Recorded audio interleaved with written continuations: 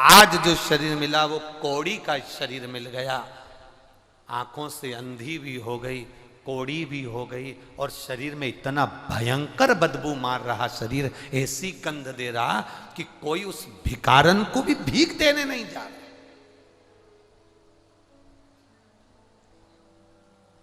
कोई उस भिक्षुक को भी भिक्षा देने के लिए जाने को तैयार नहीं। कौन भिक्षा देगा? दिन भर निकल गया, शिवरात्रि का दिन, मेला शिवरात्रि का।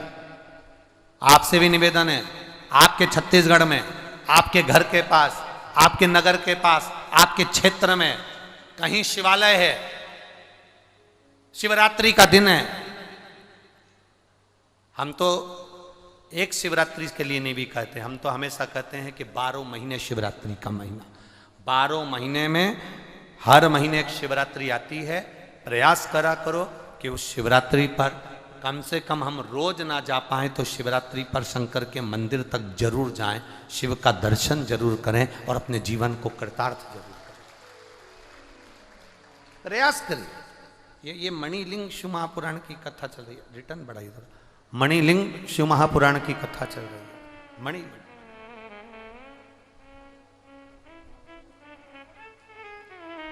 आप जितना स्मरण करें अपनी चित्तवृत्ति में, आप उतारिए उसको कथा में, आपका जीवन सार्थक होगा। बहुत सारे मिलेंगे आपको जो आपको तंत्र मंत्र साधना सब बताएंगे, थोड़ी बहुत बेल भभूति भी दे जाएंगे। और हमारे पास ना तो बेल भभूति है, ना मंत्र है, ना तंत्र है, ना साधना है। हमारे पास तो केवल एक है, सारी समस्या का हल। जम के जरा एक लोटा जल, और दूसरा है बोल बम का नारा है। बस इतना, उसके सहारे हमारी जिंदगी जिए, उसके बल पर हमारी जीवन जिए। कुछ नहीं होगा। आप जितना जितना भटकोगे उतना उतना दुख पाओगे। हमारी शिव कथा कहती है, भगवान देवादिदेव महादेव का चरित्र कह रहा है कि भटकना छोड़ो। ये सोमनी की कथा सुनो। काया मिली थी सुंदर, उसका उपयोग नहीं कर पाई।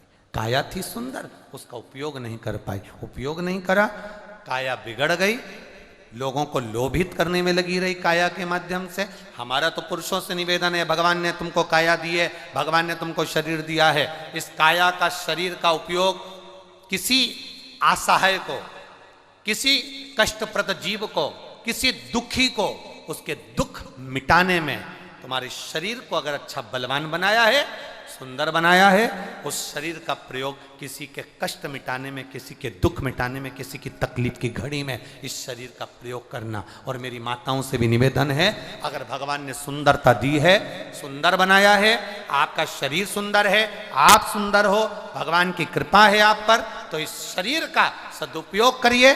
गलत जगह पर, गलत विचारों में शरीर को जाने ना दीजिए। गलत सोच की ओर न, गलत विचारों की ओर। इस शरीर मिल तो गया, बहुत बहुत कठिनाई में प्राप्त तो हो गया, बहुत कठिनाई में मिल तो गया, पर इस शरीर का सदुपयोग हो जाए, ये सबसे बड़ी बात है। इस शरीर का सदुपयोग हो जाए।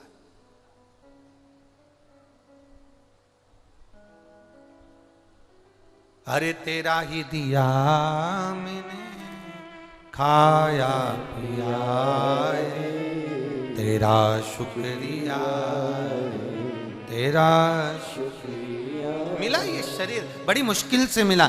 सोमनी को शरीर मिला था, शरीर का सदुपयोग नहीं कर पाई, अपनी काया के मद में चूर रही, सुंदरता में चूर रही, अपने दिखावे में चूर रही, उस शरीर को संवारती रही। वो शरीर ऐसा खराब हुआ कि कौड़ी का रोग हो गया, नेत्र से दिखना बंद। गई महाबलेश्वर मंदिर में, गई महाबल के दरवाजे पर गोकर्ण क्षेत्र में, और वहां जाकर भिक्षा मांगने के लिए तैयार हो गई, खड़ी हो गई। और सुबह से लेकर शाम हो गई, पर भिक्षा के लिए उसको कुछ भी नहीं मिला, कुछ भी नहीं,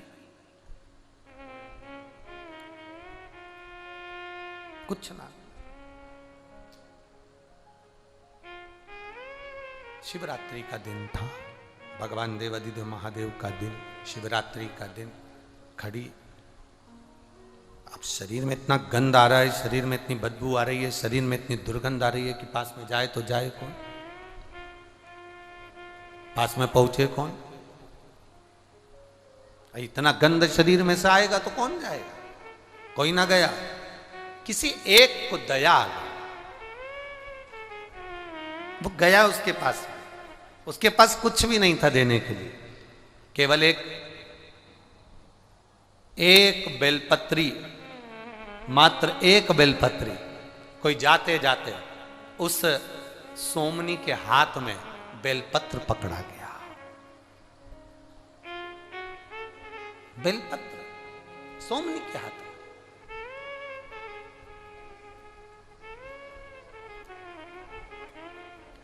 पूर्व जन्म में जिसने 1000 गौ माता का दान करा होता है, 1000 गौ माता का दान किया होता है, बेलपत्री का वृक्ष उसके घर में लगा हुआ होता है। अपने जीवन काल में जिसने 1000 गौ माता का दान दिया होता है, 1000 गौ माता का पूर्व में दान किया होता है, तब हमारे घर में एक बेलपत्री का वृक्ष लगा होता है। और घर में लगे बेलपत्री के वृक्ष को जो काटता है, समझ लेना उसने हजारों गौ हत्या एक साथ कर दी हो, इतना पाप उसके मस्तक पर चढ़ जाता है। एक बेलपत्र का वृक्ष हमारे जीवन की सार्थकता दे देता है। एक बेलपत्र का वृक्ष।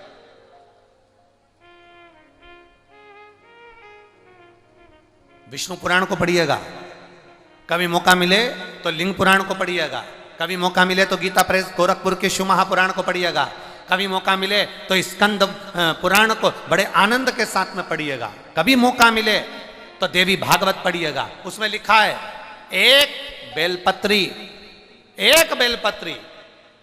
अगर कोई देव अधिदेव महादेव को समर्पित कर देता है, या एक बेलपत्री कोई दुखी है और उसको भी अगर वो दान में एक बेलपत्र दे देता है, तो शिव महापुराण की कथा कहती है आधा किलो सोने के सिंहासन पर शालिग्राम भगवान को सोने से श्रृंगार कर कर दान करने का जो पुण्य मिलता है, वो एक बेलपत्र दान करने से प्राप्त हो जाता है। मात्र एक बेलपत्र।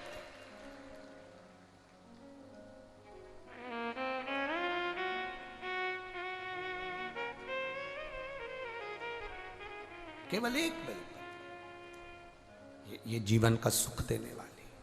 अब वो सोमनी के हाथ में ब्राह्मण की जो कन्या थी, जो चंडाल के घर में जन्मी थी, अब उसके हाथ में एक बेलपत्र कोई पकड़ा कर चले गया, एक बेलपत्र। अब उसने पैसा एक ऐसी चीज होती है जो अंधे को भी नजर आता है। बोलो सही है कि गलत है? पैसा एक ऐसी चीज होती है जो अंधे को भी नजर आता है। आप पैसा और एक पड़ा हुआ कागज का टुकड़ा, एक जैसी कटिंग करना कागज के टुकड़े की, बिल्कुल पैसे जैसी, और किसी अंधे व्यक्ति को वो कागज का टुकड़ा पकड़ा देना, तो वो कह देगा मेरे को बेवकूफ समझता है, तो मुझे कागज का टुकड़ा दे रहा है, तो मुझे बेवकूफ समझता है। और अगर पैसा पकड़ा दिया तो पहचान जाए, मतलब पैसा अंधे को भी नजर आता है। तो जैसे ही सोमनी को वो दिया पत्ता बेलपत्र का, और बेलपत्र का पत्ता कोई देकर चले गया, वो कोई होगा शिव का भक्त, ओघड़ी होगा कोई, अड़भंगा होगा कोई, जिसने इसके शरीर में इतनी कोड़ी के शरीर की गंध तक ना ध्यान दी, और उसके हाथ में एक पत्ता पकड़ा दिया बेलपत्र का। बेलपत्र का पत्ता आया।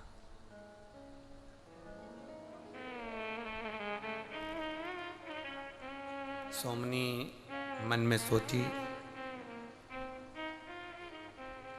कोई पैसे देकर गया होगा, कोई धन देकर गया होगा, कुछ खाने का देकर गया होगा, कोई कपड़ा देकर गया होगा, कोई वस्त्र देकर गया होगा। सोमनी ने विचार करा, जरा देखो। सोमनी ने जो उसको हाथ में लिया तो हाथ में लिया तो वो पत्ता जो था, उसको नहीं मालूम कि ये बेलपत्र का है कि काय का, उसने तो बस पत्ते का स्पर्श करा। बताओ, मेरे को बेवकूफ बनाकर चले गया, कुछ भी ना दिया, ना खाने का दिया, ना ओढ़ने का दिया, ना पहनने का दिया, पत्ते को उठाकर फेंक दिया। वो बेलपत्र का पत्ता फेंका उस सोमनी, और बेलपत्र का पत्ता फेंक कर सोमनी लड़खड़ाती, ठोकरे खाती अपने घर की ओर जाने लगी। दिन भर शिवरात्रि का निकल गया, रात भर निकल गया, इसको ना भोजन मिला, ना रात को ये सो सकी, क्योंकि रात भर चलती चलती अपने घर की ओर चले जा रही है, भटक रही है। इसको नहीं मालूम कि आज शिवरात्रि है। और वो पत्ता जो इसने पटका था, हवा तेज चढ़ गई, और हवा जो चली तो वो पत्ता उड़ते उड़ते महाबलेश्वर के शिवलिंग पर जाकर गिर गया। शिवलिंग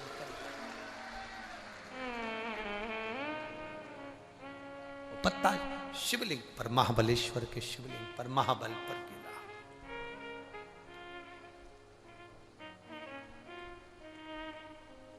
सुबह का ब्रह्म मुहूर्त था। सोमनी ठोकर खाकर जमीन पर गिरी थी। कौड़ी शरीर था, आंख से अंधी थी, रोगग्रस्त थी। प्राण छूट गए। प्राण छूटे तो मेरे देव अधिदेव महादेव नंदी लेकर उसके लिए खड़े थे। नंदी लेकर, मेरे महादेव नंदी लेकर उसके सामने खड़े थे। नंदी लेकर, जब नंदी लेकर मेरे देव अधिदेव महादेव उसके सम्मुख खड़े, नंदी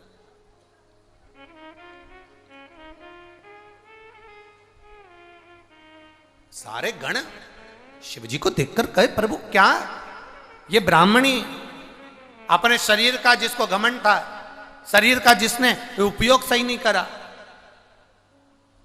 बछड़े को मार दिया, उसका मांस खा गई, चंडालिनी बन गई, आंख से अंधी थी, कौड़ी थी, शरीर बेकार था।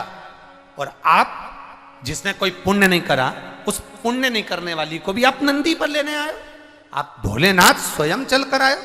शंकर भगवान ने कहा, जब इसके हाथ से बछड़ा मारा गया, मारते से इसके मुख से शिव शिव 2 बार निकला, परंतु ये गलत विचार में पड़ी हुई थी, इसलिए वो बछड़ा भी, मांस भी उसका खा गई। ब्राह्मण होने के बाद भी ये अच्छा कर्म नहीं कर पाई। 2 बार शिव कहा था, इसलिए ये मरे हुए सड़े हुए कुत्ते की इल्ली नहीं बनी, और ये एक चंडाल के घर में जन्म ले ली, पर शरीर इसका बेकार हो गया। उस 2 बार शिव बोलने के लिए ये महाबलेश्वर के मंदिर के पास भिक्षा मांगने शिवरात्रि के दिन पहुंच गई। शिवरात्रि के दिन इसने ना कुछ खाया, ना पानी पिया, भिक्षा के लिए खड़ी रही, इंतजार करती रही, झोली फैलाती रही दरवाजे पर देवाधिदेव महादेव के, और पुकारती रही महादेव के दरवाजे पर, आवाज लगाती रही, कुछ नहीं मिला। दिन भर हो गया, कोई बेलपत्र देकर गया, फेंक दिया। वो बेलपत्र शिवरात्रि के दिन हवा में उड़कर, शिव जी कहते हैं, मेरे शिवलिंग पर जाकर गिर गया, और मेरे शिवलिंग पर जाकर गिरा। उसके बाद रात भर इसे नींद ना आई, रात भर जागती रही और करमटे बदलती रही। शिवरात्रि का इसने जागरण भी कर लिया, बेलपत्र भी चढ़ गया, खड़ी खड़ी इंतजार भी करती रही, और व्रत भी पूरा हो गया। इसलिए शिवजी कह रहे हैं, अब मुझे इसको कैलाश पर लेकर जाना पड़ेगा, इसको कैलाश पर।